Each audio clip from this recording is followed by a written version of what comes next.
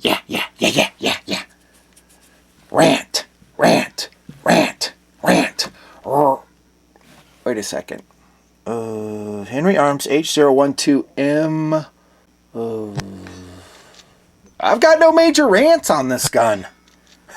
I don't. I have a minor rant. Keep watching, you'll see it. Minor criticism, but no major rants.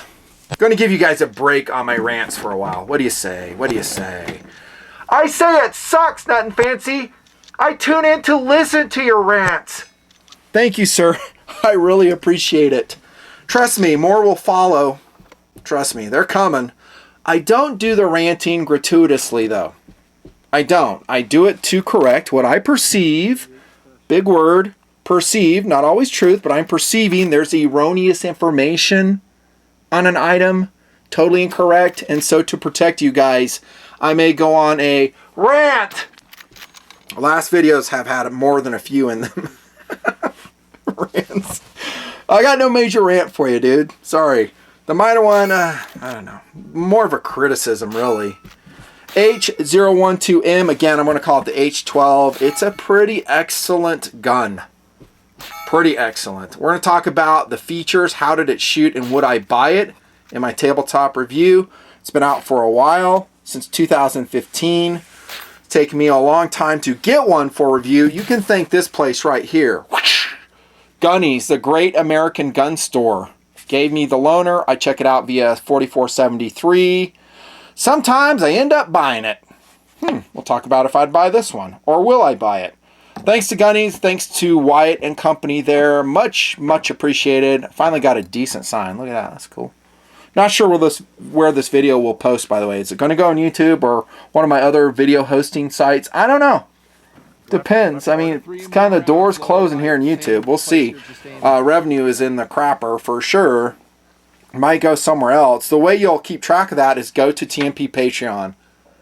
Yeah, as long as that's out there, that's where you're going to find the video first. It will post there first. And who cares what video hosting site I use.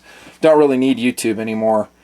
Not so much. So Gunnies, the Great American Gun Store. Wyatt, thanks for the loaner. Much appreciated. And also Federal Premium. Some boxes of ammunition. I think we shot some Fusion ammo, which Federal owns. So that's cool. The rest I bought with that Patreon money. So it wasn't totally sponsored, but I get a little bit. I'm always grateful for it. Speaking of Gunnies, by the way, Wyatt and I will go through the gun store, deciding what we're going to review next. And I say we because he's the other end of the equation. He keeps track of stuff. He says, hey, this came in. This is kind of cool. This is popular. It's selling well. Do you want to do a review on it? I think it'd be good. And sometimes I'm just going through and picking stuff off the rack that I like, that I think you guys will like. So a conversation ensues. We do it after hours. No one's in the store. And I was asking him the other night, I was like, well, how are lever action guns as a whole selling in the store? And I was really happy to hear they are continual, not excellent, but good sellers. So they kind of have a medium sales level, which is good, I guess. I mean, it would be great if they're selling even better. But black guns have tanks. So black guns like ARs and stuff, they kind of go up, they kind of go down. Now they're in a down cycle, and so they're just sitting on the shelves. No one's buying them. A lot of guys are making their own. But this gun, the H12, and that's a Marlin 336C, a vintage one. It's our own gun. This isn't a gun store gun. We bought that one. They're selling well. I get the feeling that the newer generation, millennials or whatever, are kind of waking up to the cool factor of lever actions. How fun they are to shoot, how cool they are, their historical significance. I could be completely off on that, though. I hope that's the case. I hope if you go shooting with folks, your family members, your friends, I hope you have a lever action in your inventory and you can kind of pass on that American heritage gun, the lever action. I've reviewed pretty much all my favorite 22 lever actions, to include the Henry, the Marlin, the Winchester, and the Browning. All those are out there. I may put it in a playlist somewhere in this video, and you can go check those out. They're in my 22 playlist for sure, and just dig through that and you'll see them. But those are super affordable to shoot. They're fun to shoot. They're non-intimidating for new shooters. And while they are repeating rifles, they do take a little bit of skill, a little bit of manipulation to get them running, and that's fun, leading to the philosophy of use for this gun. What would you use the H12 for? Nothing fancy. Recreation. I think this gun is selling because guys are just going out and having a blast shooting, not 357s because that's more expensive, but they're shooting 38 specials. Some are reloading. I mean, you can reload 38 specials for a very economical price.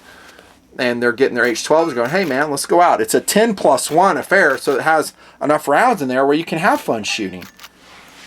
And we'll talk about how fun it was to shoot, I guarantee you, before we end this video. Philosophy of Use is fun gun. Really fun. Now, if I had a choice, and I'm going to be totally honest with you guys, if I was to say, hey, between these two guns, which would you rather shoot if ammunition cost is not a factor?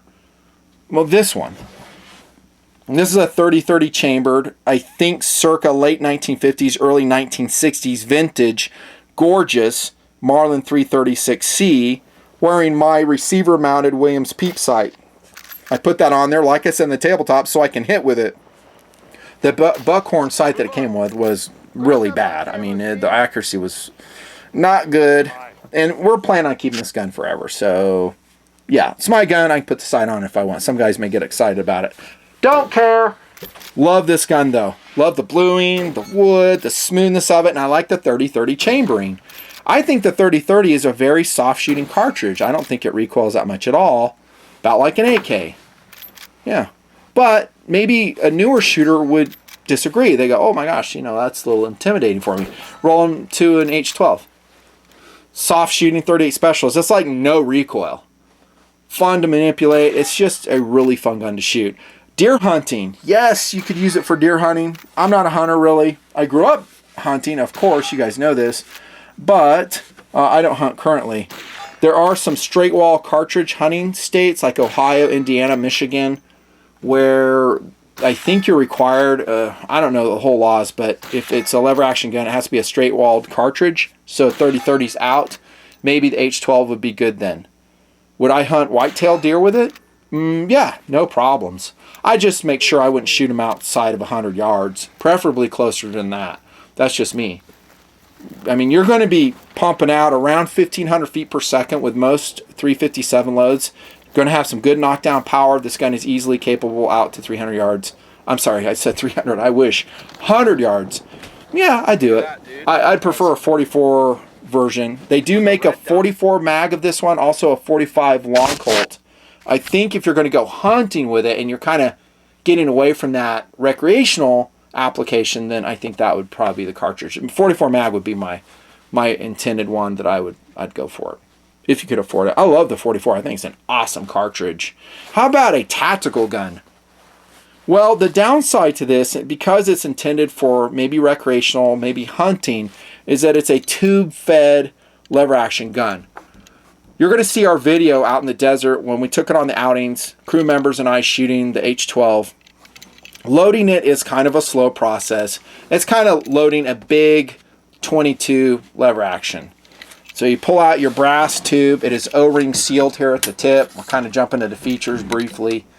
And there's a couple ways you can do it. You'll open up your action and then you just slot in your cartridges right here. That's one way you can do it. Or you can pull this all the way out and then just throw them down, usually putting the gun vertical and kind of canting it just a little bit so they don't fall off the slot. Any way you do it, it's not a tactical reload and it's not a fast reload. Okay, that locks in solidly, by the way. There's no wiggling, didn't fall out, didn't fail on us. That's a good thing. Tactical application, sure you could. Kind of a goofy load procedure on it. So I would really like to see Henry Arms come out with a side-loading H12. That would be cool, and I bet you they end up doing it. But if you guys help me, they'll do it.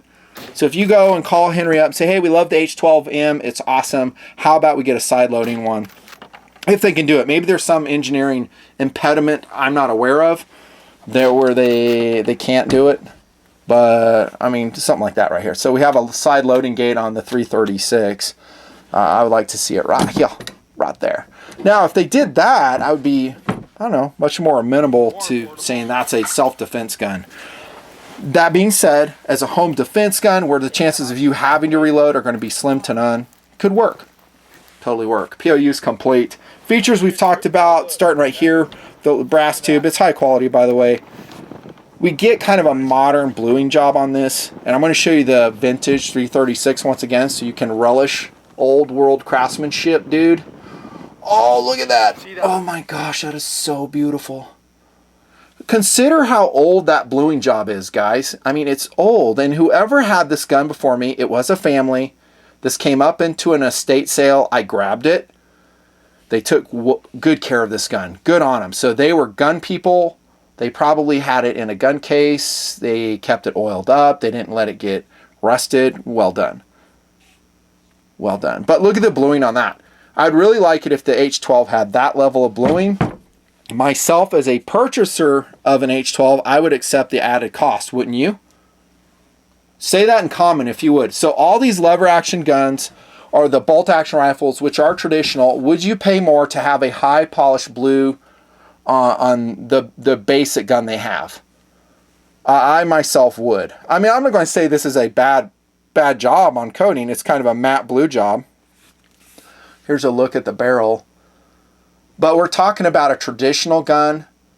We have really nice cut checkered walnut stocks on this. That's really surprising to me, because this gun is not that expensive. It's going to hover right around the $700 point. It's all made in America. You know, Browning products are usually made in Japan. Did you know that? This one's 100% made in America, and the stocks are an A+. Look at the grain, the configuration on this walnut stock on the H12. Cut checkering, not press, cut in American walnut. So the reason I'm showing this is because, one, it makes me excited. It does. I freaking love just wood like this. It's so cool. But we see some polish right here. So look at the lever. This is what I like to see over the whole gun right there. Is that focusing? Probably not. If the whole gun was like that, it'd just be cool. You know, I think most guys will agree with me. They're like, yeah, it would be cool if we have that bluing. Now, of course, Henry Arms makes a whole bunch of lever action guns. They make, you know, one in a 4440. They make the big boy brass, the big boy steel lever action. This one is, of course, the big boy steel lever action. Again, coming in 44 Magnum, 45 Colt. I'm recommending the 38 Special and the 357 version for recreational purposes. If you're going hunting, 44 Mag again. And they have a 4570 and the rimfire rifles, Henry Arms, doing good work. I was really glad that that second Henry Arms 22 rimfire lever action we got shot well. It was a large loop lever. Totally. It did great. And so the first one, it's kind of during the Summer Fails event a couple years ago. Everything was just doing so bad out in the desert. It was kind of a negative tabletop review. But I liked the company. I got a hold of another one. We actually bought it, and the next one did great. So I corrected the review and was like, hey, man, this gun's cool. Good to go. Not on the naughty boy list no more. Features. Talked about the wood. It's just phenomenal. Got a metal cap right here. Matte finish. Sling stud right here. Buckhorn sight.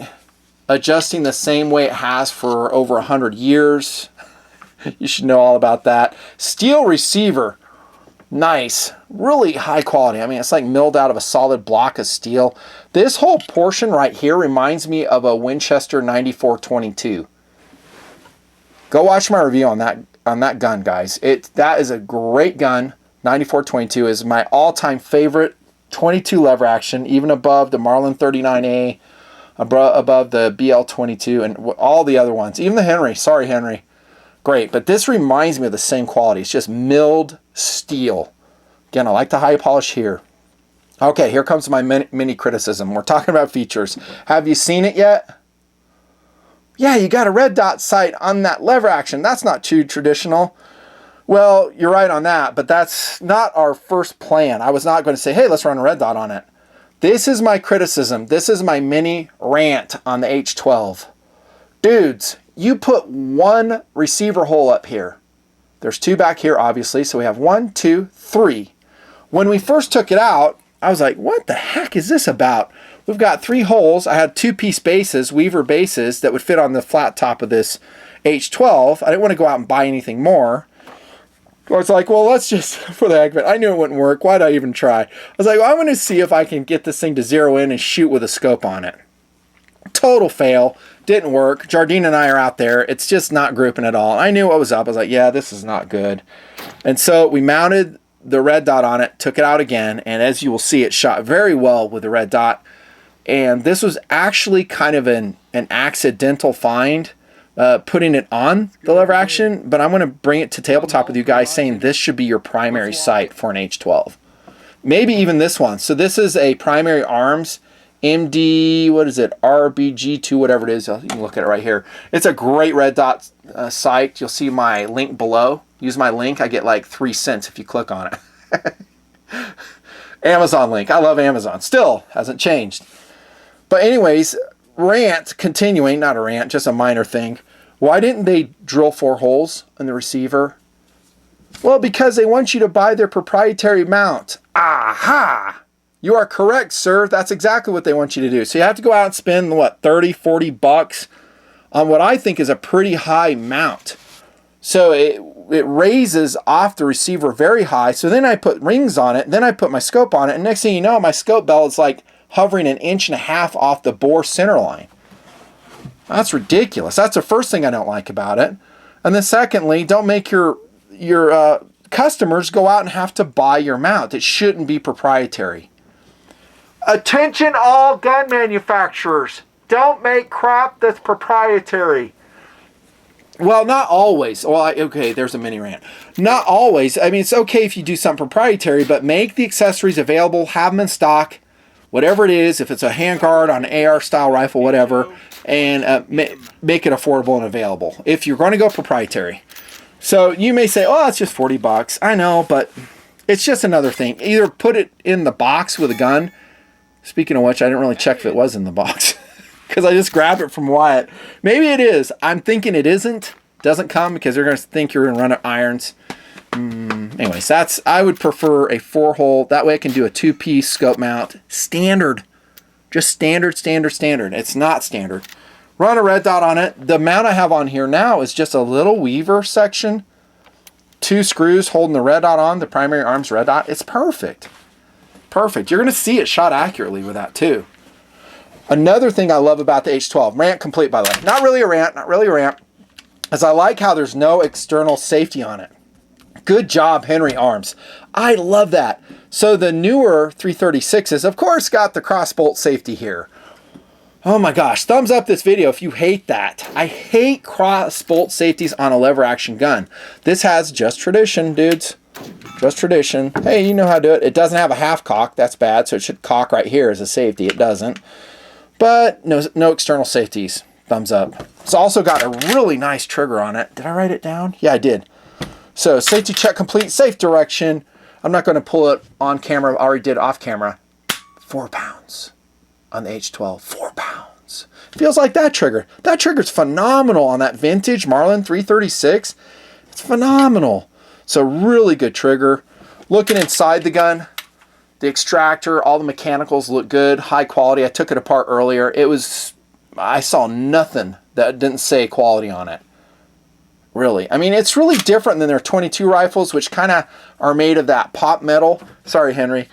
They're kind of painted and they run really smooth. Usually they run really good, but it's not this level of quality. Granted, this is a more expensive firearm. You're getting walnut. You're getting matte finished with like polished again, around 700 bucks. So you're paying for it, but people are going to be happy with that level of quality. I think that's a MIM'd hammer, by the way. So if that makes you sad, keep looking. MIM'd is fine though. Large loop lever version. I didn't see one. They might have one, or you might be able to interchange it. I do like the large loops. I really do. They're fun. Do I always need it myself? Nah, I don't. It'd be nice. Standard swivel stud right here. Really nice butt pad. Solid. Really awesome butt pad. I like how they didn't put a ventilated one on here. Straight stock right here. No pistol grip. Kind of like this one. So another reason I have the 336 is because it has a semi pistol grip in this version of the 336. Granted, that's ancient history. Now we're going to take a breather and do an out of genre review. Casio MTD 320, dudes. If you're not into watches, you are missing out. Go watch my 10 biggest EDC mistakes. Watches will give you joy. This is not a diver. It's actually a fake bezel. It doesn't even rotate. It's a desk diver, the MTD 320, but dang, it has perfect hands. It's beautiful. It's got that beautiful, cool coloration. Nice bracelet. It's around 50 bucks. It looks much more expensive, doesn't it? MTD 320. This is a not Casio, but Citizen field watch, reviewed, posting sometime, retrofitted with a camo 2-piece NATO strap. Here's your call number on that one. AW1368. I just gave one of these away to a TMP Patreon member. Hope you like it, dude. It's a great watch. EcoDrive, solar powered. A10 in the background, 1/72 scale, fully loaded. Maverick sidewinders right here, right there. Urban Trapper, one of my all-time favorite handguns when I was a kid, the Smith & Wesson Model 59. I used to fantasize about this gun up on my billboard. Dude, I was like, yeah, I'm getting a Model 59. I want the rounds. I was like 10. Got this one. Actually, we bought it to go test it. I was expecting bad things. Jams, inaccurate. Nope. Shot awesome. If you find a clean Model 59, don't stop, do not pass go, buy it. These are going to go up in value. I said it in the tabletop review. Watch out. If you see Model 59s, this is one of the first, if not the first, Wonder 9. Buy it. Still a good GTW option, 59, which is absolutely mind-blowing to me. Bug out, 535 in that green coloration. Love it. Benchmade. One of the best knives they made in a long time. Almost done, almost done. CRKT muzzle brake. Just got done doing cut and test with that. Spinnaker, whoosh, wreck. I just reviewed that the other night. Don't know when we'll post. Watch the videos a lot. Watch them frequently. Put it on autoplay in a playlist and they'll post faster. Whoosh, done. Back to the gun. How did it shoot? In a word, phenomenal. The H12 is awesome. That's how it shot. Again, I came back after shooting, after doing outings, and I clicked around the internet, and I was like, I wonder what other people are saying about this gun. All my shooting's done. I already have a strong opinion about the gun. Very favorable, by the way. I'm happy to report, again, everybody's saying good stuff about it. So I'm going to fall in line with that because I have no rants on this gun. I've talked about that. It's really excellent. It is. Oh, I forgot to talk about the front sight. Brass bead, standard. Done. Doesn't get in the way of the red dot, in case you're wondering, by the way. It sits high enough that it's not a problem. So it shoots really excellent. Smooth, fast, easy to shoot. I don't remember any jams whatsoever on the H12. None at all. And here comes accuracy.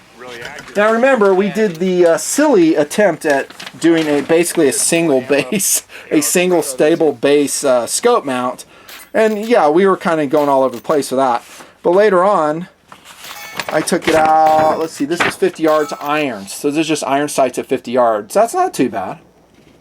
So I didn't make any attempt to zero them. So once I'm on paper, I'll just keep shooting, see what kind of grip I can get. Hey, I wrote my velocity down.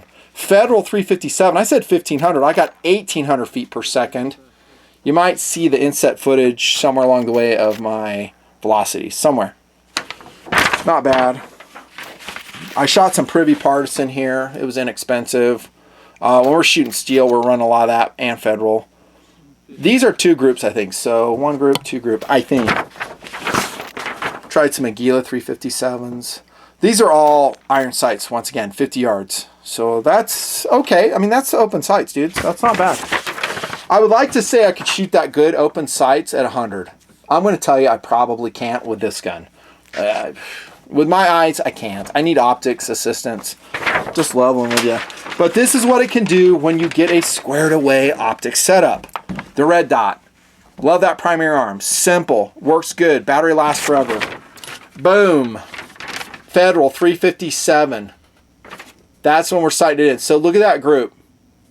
Jardine shot that one. Well done, Mike. Look at this, dudes. That's a Jardine group. We had a 20-mile-an-hour crosswind, too. This was in June. Holy cow, the H12 vindicating itself well. And that's the last paper I have for you. But that's this potential accuracy right there. Phenomenal accuracy. 100% reliable as far as I can remember. You know, did we short stroke it along the way and cause some problems? I don't remember it. I don't. I just remember it be smooth, fast, and fun. And that leads us to the point of would I buy it? Now, go back to the philosophy of use discussion I threw down with you dudes. You really have to determine what you're doing. You're getting your H12 for. Are you doing it to maybe a company, train for 30-30? It's less expensive. I talked about that. Are you doing it for recreational? Again, if you're doing that, get the 38 special. This one, 357 chambering. If you're going hunting, 44 mag. But tactical, you're really going to have to deal with that loading tube right here. I mean, I would hate to have to pull that brass tube out and load under stress. Oh my goodness, I can't even imagine. But that's not what I would buy this gun for. I wouldn't buy it as a tactical gun. Granted, I live in a free state where I can own semi-autos. Who knows what the future holds, right? All right. Which is another interesting philosophy of use. This gun would be legal in more places than a semi-auto. Forgot to mention that. I would buy it as a fun gun. And I'd buy it in the exact chambering as you're seeing on the table. 38 special, 357. Absolutely fun gun, and just train with it. Just have a blast. Home defense secondarily for me. And yes, I would even buy this for home defense with a tube load. How about you? What would you do? Again, I like the 30-30 better. I love that chambering. For most other stuff that I would do serious in nature, I would definitely upgun. If we're just talking about lever guns, at least to a 30-30. Maybe like a Browning lever action, that 308 I reviewed years ago. That thing is excellent, and it's in a harder hitting cartridge, the 7.62 by 51. Same comment, you know, would you buy it? Do you have one? Do you love it? The H12. It is really an excellent American-made lever action, and it's just got that minor quirk. They should fix that. I really hope they come out with a side-loading version in the years to come. I think people would be even happier with that one, and you might even see, I don't know, some PDs picking it up as a patrol carbine. Who knows? It could happen because it matches maybe some rural sheriff departments still carrying 357s. They're pistol caliber. Forgot to mention that too. So commonality between pistol and rifle. I love it. Great job, Henry Arms. H12 review done with just one mini rant out.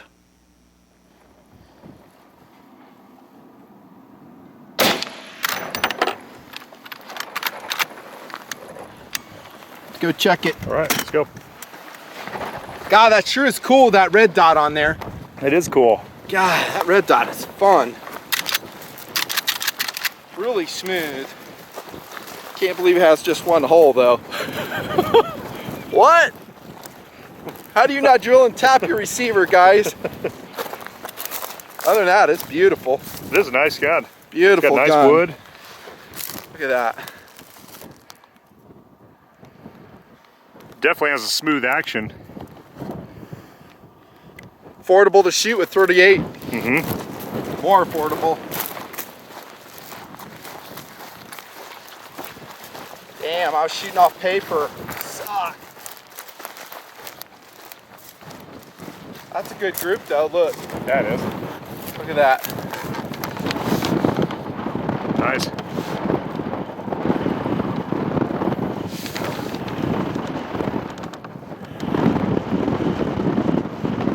See, that wind's blowing it too. We have that wind. Mm-hmm. So I was aiming right here. Look at that, dude. It's like shooting 3 inches to the right because of the wind. Mm-hmm. I'm gonna have you try it and we're gonna adjust it. Okay. So we're gonna put in 3 MOA to the left. Okay.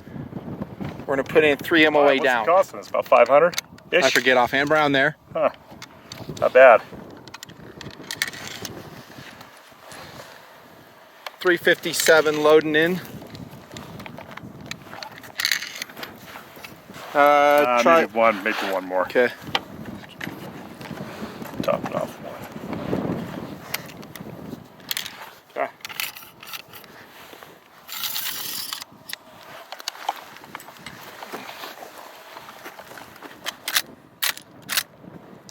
The only thing that make this cooler is if it had a loading gate.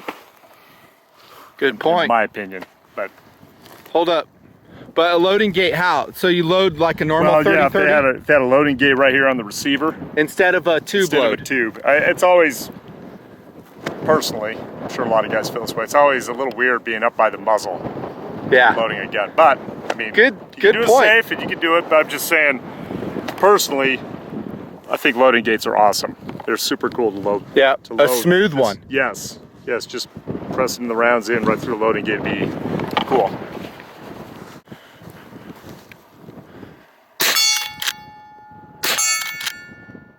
Come down. Yeah.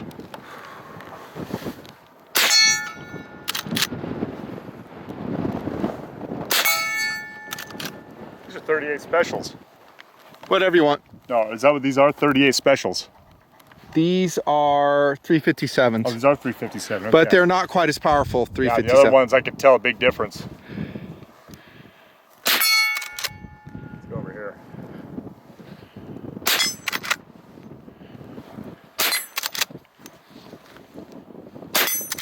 Wow.